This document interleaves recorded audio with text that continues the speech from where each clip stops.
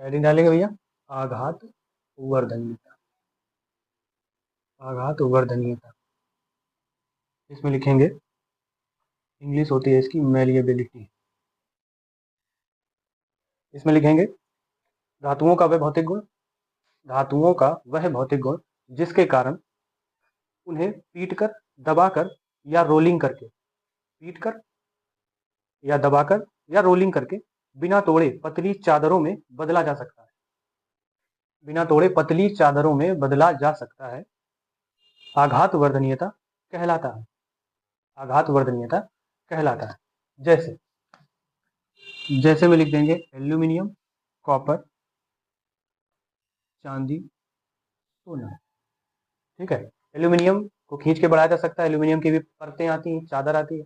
इसी तरह से कॉपर के भी, और चांदी तो जानते हैं आप बढ़ा के उसका आभूषण बनाया जाता है, सोने को भी वैसे ही किया जाता है। तो यहाँ आघात वर्धनीयता क्या होता है कि धातुओं को बिना तोड़े उसको पीट कर बढ़ाकर लंबा किया जाए, तो उसको कहते हैं आघात वर्धनीयता। नेक्स्ट आगे चलते हैं। आगे रहेगी अगली हेडिंग तन्यता। इसकी इंग्लिश होती है डक्टिलिटी। क्या कहते हैं? डक्टिलिटी, तन्यता। इसमें लिखेंगे धातुओं का वह भौतिक गुण, धातुओं का वह भौतिक गुण जिसके कारण उन्हें खींचकर बिना टूटे पतले तारों में परिवर्तित किया जा सकता है, किया जा सकता है, तन्यता कहलाता है, तन्यता कहलाता है। एग्जाम्पल में यही लिख लेंगे। ठीक है, अब इसमें एक चीज और जान लो, तन्यता मतलब खींच कर बढ़ाना, और आघात वर्धनीयता मतलब पीट कर बढ़ाना। चादर बनाई जाएगी तो उसको आघात वर्धनीयता कहेंगे, तन्यता होगा तो उसको तार बनाया जाएगा, लंबाई में खींचा जाएगा।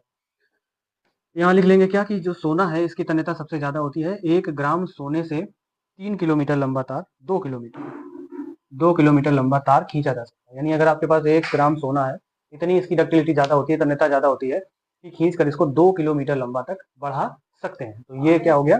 तन्यता, यानी कि डक्टिलिटी। ठीक है, तो धातुओं का वह भौतिक गुण जिसके कारण उन्हें खींचकर बिना टूटे पतले तारों में परिवर्तित किया जा सकता है, डक्टिलिटी या तन्यता कहलाता है।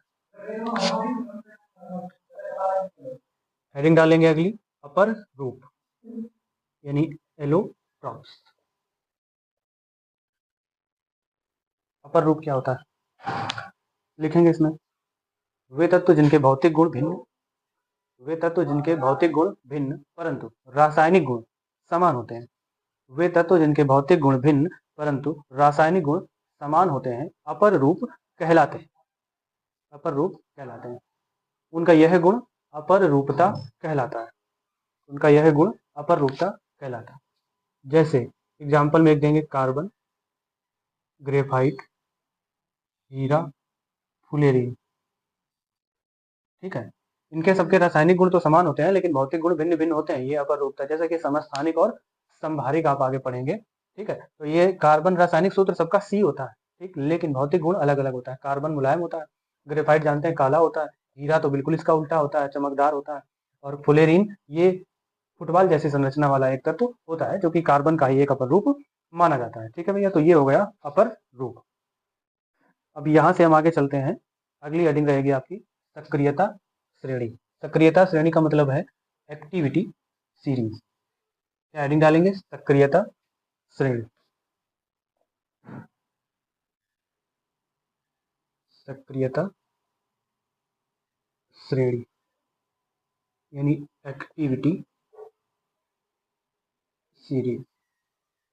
एग्जाम में डायरेक्ट क्वेश्चन पूछा जाता है आपसे, सक्रियता श्रेणी किसे कहते हैं और इसमें कौन कौन से तत्व मुख्यतः होते हैं, ये आपसे पूछा जाता है सीधे सीधे। सर्वाधिक क्रियाशील धातुएं और सबसे कम क्रियाशील धातुएं इसमें होती हैं।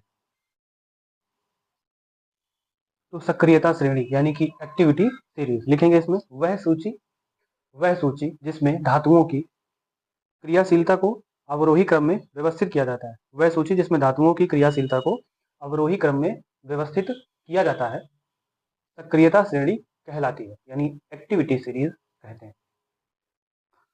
ठीक है, एक्टिविटी सीरीज कहते हैं। ये सीरीज है, स्क्रीन पर आपको दिख रही होगी। इसको इसी तरह से बना लेंगे। सबसे पहले इसमें पोटेशियम और सबसे लास्ट में आता है Ag और Au, और बीच में कहीं होगा इसमें हाइड्रोजन।